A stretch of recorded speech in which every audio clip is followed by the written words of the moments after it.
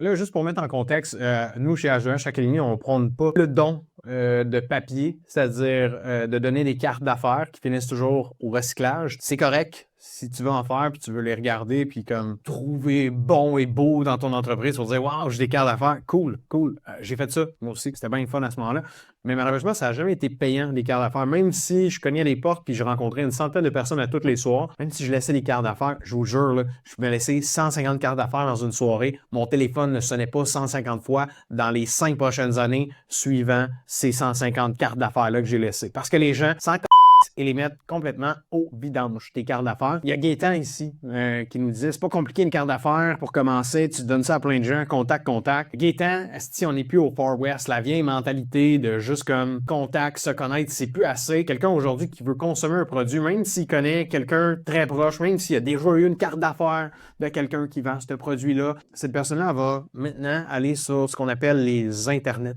Et elle va aller taper, par exemple, porte et fenêtre.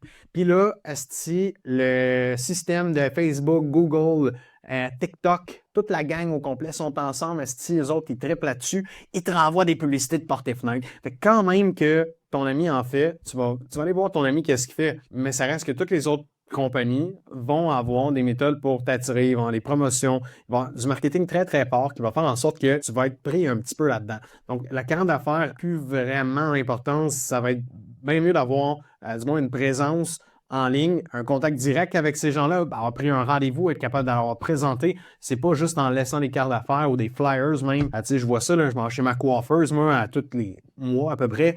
Puis t'arrives en avant, il y a genre 22 compagnies qui ont laissé des cartes d'affaires. Moi, je les regarde juste parce que j'ai le goût de toutes les prendre, toutes les cold caller, puis dire, hey, avez-vous des problèmes pour trouver des clients? Parce que je peux imaginer que s'ils laissent leur carte d'affaires à coiffeuse, c'est parce qu'ils ont besoin d'aide, peut-être pour trouver un peu le clientèle. Je dis pas qu'ils n'ont pas de référencement qui vont venir de là, mais c'est de se croiser les doigts en esti puis de miser sur du vide, un peu miser sur du hasard complètement.